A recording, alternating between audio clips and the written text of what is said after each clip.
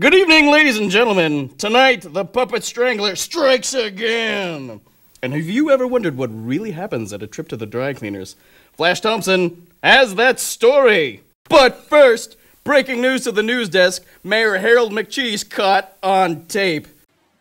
I swear to Christ, every time the clown opens his f***ing mouth, I want to punch him in the nose. That big, red f***ing nose. So what are you going to do? I'm going to sell his seat. You know his term isn't up for 3 years. So what? You think I got to be mayor without knowing how to salt the fry guys? When do I get to wet my beak? Where's the mayor's taste, huh? F*** that. I'm a mayor, he's just some clown in a suit. That's cold. Yeah, well that's what I do. Why do you think I stopped serving breakfast at 10:30 a.m.? 11 a.m. on weekends. 11 a.m. on weekends? You think someone might like a McGriddle some afternoon? You think I'm stupid? I do it because I can. And no clown or reformed hamburger thief or whatever the fuck that retarded purple thing is gonna stop me. I'm the mayor. I am the law. Scandalous and sensationalistic indeed. The mayor's office naturally avoided our calls for this story, but that won't stop us from harassing a low-level aide. You people act like the mayor isn't currently under indictment for fraud. We'll keep following that story as long as the ratings are good. Right, shouldn't say that out loud. Thank you, Tony. Turning our attention now to other news. How safe is a simple trip to the dry cleaners? Flash Thompson has that story. Thank you, Tom. You're welcome. A disturbing story is emerging from a popular dry cleaning establishment on the Upper West Side. Handsome Jack's Dry Cleaning, a local business advertised by Yellow Pages itself as specializing in speedy and quality service, is indeed running a sham. Sure, proposing to guarantee one's money back in the unfortunate event of incomplete stain removal is noble. Why, this country was founded upon such bold claims and the stick-to-itiveness allowing their fulfillment. But what happens when this basic tenet is shattered? What happens when Mr. Sapersky, proprietor of Handsome Jack's Dry Cleaning, who resides at 523 Sunset Avenue, a well-shrubbed and unalarmed residence which is vacant from 8 a.m. to 6 p.m., Mondays through Fridays, spits in the face of such a contract? In the words of an anonymous source, I don't even want to think about such a thing. The Germans might as well have won World War II because the American dream and freedom itself would be destroyed. So exactly how long has Handsome Jack's Dry Cleaning been run by Nazis? Our sources suggest 10 years. And now, at the risk of editorializing, this reporter has a humble suggestion, a mere request, not for myself, but for the sake of our children and freedom itself. Do not give your business to Handsome Jack's Dry Cleaning and to the brave men and women serving in our firehouses and police stations and hospitals. If you receive a phony call from this business, or from 523 Sunset Avenue, don't be fooled into wasting your valuable time and resources falling for this hoax.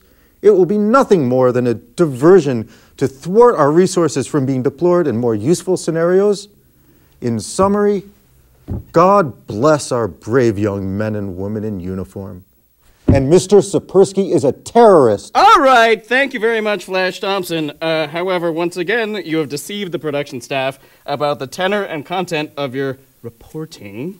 Thank you, Flash. On to some real news. Thank you. What do we got? Oh, good! A third body has been found on the lower flats. Over the past few weeks, the puppet community has been living in terror as slowly and deliberately they've been stalked by a madman. This station has dubbed him the Puppet Strangler, copyright pending, naturally. And we will have an exclusive movie of the week of a plucky young reporter covering the story as soon as he is caught. Until then, the Puppet Strangler remains at large, and just last night has struck again! Joining us from the scene is Sheriff Don Baffy. Sheriff Dan, thank you so much for speaking with us. My pleasure, Tad. Tom, thank you. Is there anything that you can tell us about the victims that we don't already know? Well, Chuck, the victim is probably male of Caucasian or African or maybe even Asian descent, aged 18 to 35 or maybe 45 years of old. Beyond that, my hands are tied talking about an ongoing investigation. Sheriff Dan, have you actually been to the crime scene?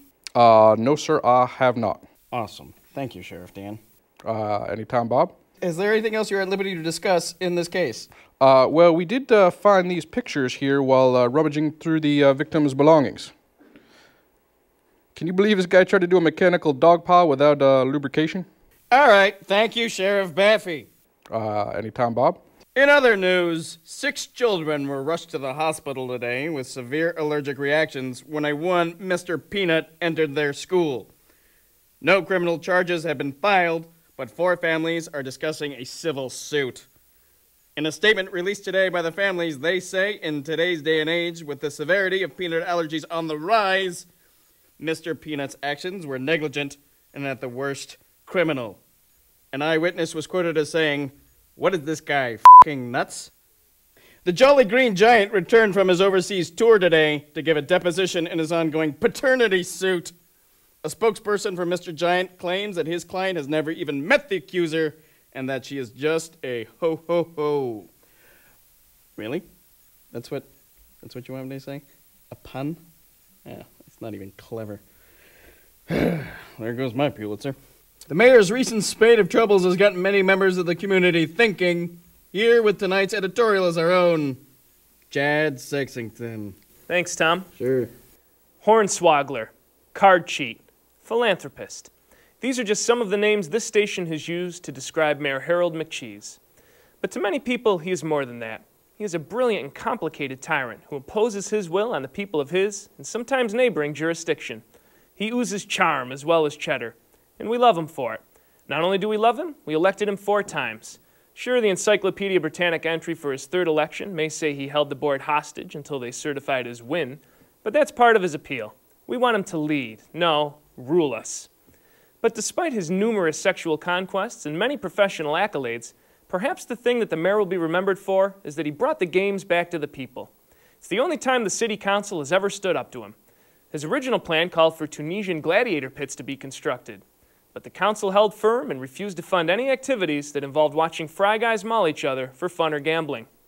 The mayor, as he always does, had the last laugh. He found a more palatable way to send fry guys to their deaths. 42 fry guys entered Central Village's stadium, none left, each trying to break Evel Knievel's record of jumping flaming barrels, each coaxed to their death by a charming sycophant whispering in their ears, "You can do it, you're going to be the one, look how the crowds love you." Each unaware of how poorly aerodynamically proportioned they were for such a feat.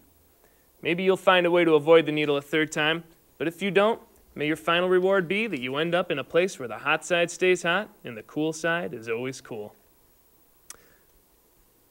Ever tell you about the time the mayor had a pig roast, Tom? Oh, I'd love to hear it. However, thank you, Lydia. I got a late-breaking news report right here. I'm going to have to cut you off, sorry. It appears that the Mayor McCheese scandal is amping it up a bit. Authorities went to the McCheese residence for questioning, and McCheese has absconded in his... Absconded? Really? We're going to use that? All right, fine. Have an intern write the news? You get a fucking FCT word. The mayor has absconded in his vehicle. We now take you to the chase in progress. That's not the chase. What's going on? Miriam? Oh, yes, of course. Unfortunately, well, this is embarrassing, our viewership doesn't actually warrant us having a real newscopter, so we've had to piece together the chase from Legos and, in some cases, first-hand details. Almost like a real news station, Tom. Almost. Almost. Wait! It looks like the chase has been joined by a... What is that? Flying motorcycle? A flying toy motorcycle. What's this? Oh, all right. Well, apparently we are out of Lego police cruisers. That's from the new Space Police collection, available now at fine retailers. Tom, this is terrible. How much time do news stations waste on these car chases anyway? I know, thank you. That's a very good point. I've been trying to bring light to that for years. Well, I mean, the problem is nothing exciting ever happens. Well, okay. Well, maybe that's not the exact point. All right. Maybe once in a blue moon, a guy gets out and he starts to run away and he gets tased. Well, but, I mean, this is boring. Let's see if we can't spice this up a little bit, tasing? Huh? The point of the news is not tasing, my friend. The exciting point of the news is tasing, Tom. No, it's about reporting the news, and this is a poor example If already. you'll excuse me. Jimmy, I'm going to need your help with this. Jimmy. First thing, we're going to add some classic chase music, Tom. Who's Jimmy? There we go. What Nice. See? What is this? More exciting already. This is Benny Hill. Well, now let's see what would happen. This isn't serious news. Well, we're gonna see what would happen if McCheese had planted a bomb in one of the cop cars. A bomb? Taking it to the next level. He's not a terrorist. Yeah! Now, Jimmy, help me out. What if a giant McCheese was terrorizing the cop cars like he was Godzilla? Jimmy, don't do it. Look at him eat him! Look at that! Give it to him good, Mr. Mayor. Walter Cronkite is spinning in his grave. Let him spin. All right. For this next one, where'd you go? I'm gonna need a Sprite, a lighter, and the latest issue of Penthouse. Don't give this back. Come on. No. Get out of here, Tom. You stepped over the line this time. Thank you, folks. We'll see you tomorrow. You think you're mighty now. You're going down.